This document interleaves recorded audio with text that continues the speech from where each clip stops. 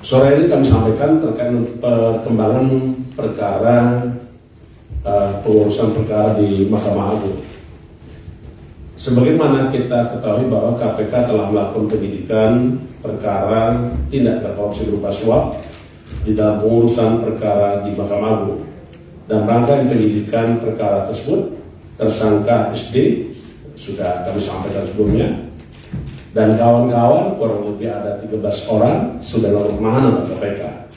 Dan KPK hari ini kembali menemukan adanya bukti yang cukup, dugaan telah terjadi suatu tindak pidana korupsi dalam pengurusan perkara di Mahkamah Agung.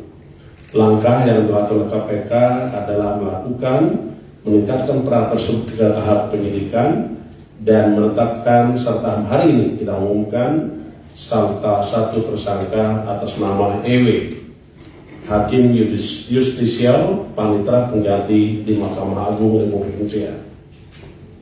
Sebagaimana tadi kami sampaikan, ada 13 orang tersangka yang sudah lakukan penahanan sebelumnya. Boleh kami ulangi lagi. Pertama adalah SD, Hakim Agung pada Mahkamah Agung. 2 GS, Hakim Agung pada Mahkamah Agung. 3 PN, Hakim Justisial Panitera Pengganti pada Kamar Pidana Mahkamah Agung dan Asisten Hakim Agung GS. 4 RN, PNS Mahkamah Agung atau staf Mahkamah Agung. 5 ETP, Hakim Justisial Panitera Pengganti Mahkamah Agung. 6 DY, PNS pada Kemitraan Mahkamah Agung. 7 MH, PNS pada Kemitraan Mahkamah Agung. 8 NA, PNS Mahkamah Agung. 9 AB, PNS pada Mahkamah Agung. 10 YP, pengacara. 11 ES, pengacara. 12 HT, swasta debitur korporasi simpan pinjam ED. 13 EDKS, swasta debitur koperasi simpan pinjam ED. Seluruhnya sudah dilakukan penahanan sebelumnya. Untuk kebutuhan dalam rangka kepentingan penyidikan, maka tim penyidik hari ini melakukan penahanan terhadap tersangka EW selama 20 hari pertama, dimulai tanggal 19 Desember 2022 sampai dengan tanggal 7 Januari 2023. Dilakukan penahanan di Rumah Tahanan Negara KPK pada Gedung Merah Putih. Adapun konstruksi perkara kami jelaskan dan kami ulangi lagi.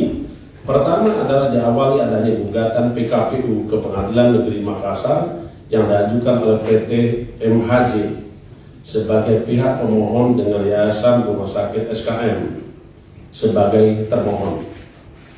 Selama proses persidangan sampai dengan agenda pembacaan putusan, Majelis Hakim kemudian memutuskan bahwa Yayasan Rumah Sakit SKM dinyatakan valid dengan segala akibat hukumnya. Selanjutnya atas putusan tersebut, pihak Yayasan Rumah Sakit SKM mengajukan upaya hukum kasasi ke MA, yang salah satu isi permohonannya agar putusan di tingkat pertama ditolak dan memutus Yayasan Rumah Sakit SKM tidak dinyatakan valid. Sekitar Agustus 2022, agar proses kasasi dapat dikabulkan, diduga perwakilan dari Yayasan Rumah Sakit SKM, yaitu WH selaku ketua yayasan, melakukan pendekatan dan komunikasi intens dengan meminta MH, AB, dan PNS pada MA untuk membantu dan memonitor serta mengawal proses kasasi tersebut yang diduga disertai adanya kesepakatan pemberian sejumlah uang. Sebagai tanda jadi kesepakatan, diduga ada pemberian sejumlah uang secara bertahap hingga mencapai lebih kurang 3,7 miliar kepada EW yang menjabat Hakim Justisial sekaligus Panitera Pengganti Mahkamah pada Mahkamah Agung RI yang diterima melalui MH dan AB sebagai perwakilan sekaligus orang kepercayaannya. Untuk serah terima uang diduga dilakukan selama proses kasasi yang berlangsung di Mahkamah Agung Republik Indonesia. Adapun pemberian sejumlah uang tersebut diduga untuk mempengaruhi isi putusan. Dan setelah uang diberikan, maka putusan kasasi yang diinginkan dari WH dikabulkan dan isi putusan menyatakan Rumah Sakit SKM tidak dinyatakan valid. Keenam, para tersangka disangkakan melanggar.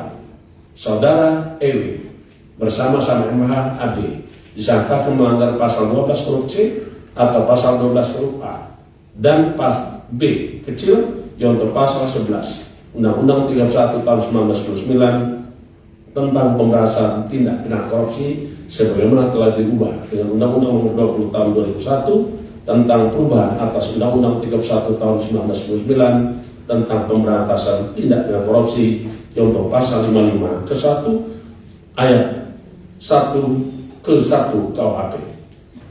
KPK berkomitmen untuk menyelesaikan setiap perkara yang ditangani oleh KPK, termasuk terkait dengan perkembangan perkara yang ditangani oleh KPK. Penegak hukum tentu kita